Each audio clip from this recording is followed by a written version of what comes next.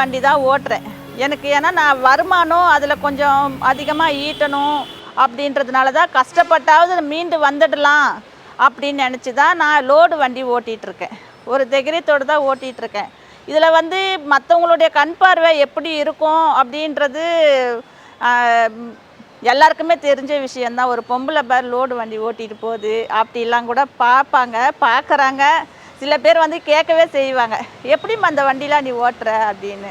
நம்ம அப்போ நான் ஒருத்தர்கிட்ட நான் சொன்னேன், எந்த வண்டி ஓட்டினா என்னன்னா, பொம்பளைங்க வந்து பஸ்ஸு ஓட்டுறாங்க, ஏரோப்ளேன் ஓட்டுறாங்க, ட்ரெயின் ஓட்டுறாங்க, எல்லாம் தான் ஓட்டுறாங்க. இதில் ஆட்டோ ஓட்டுறது, இந்த லோடு வண்டி ஓட்டுறதுலாம் ஒரு பெரிய விஷயமா? யார் வேணாலும் ஈஸியாக ஓட்டலாம்னா மன தைரியம் இருந்தால் கற்றுக்கிட்டா நம்ம எதை வேணாலும் தான் சாதிக்கலாம். ஆண் தனியாக பொம்பளை ஒரு ஆம்பளையால் மட்டும்தான் லோடு வண்டியை ஓட்ட முடியும், பொம்பளைங்களால் ஓட்ட முடியாது. நீங்களாவே ஏன் நினச்சிக்கிறீங்க?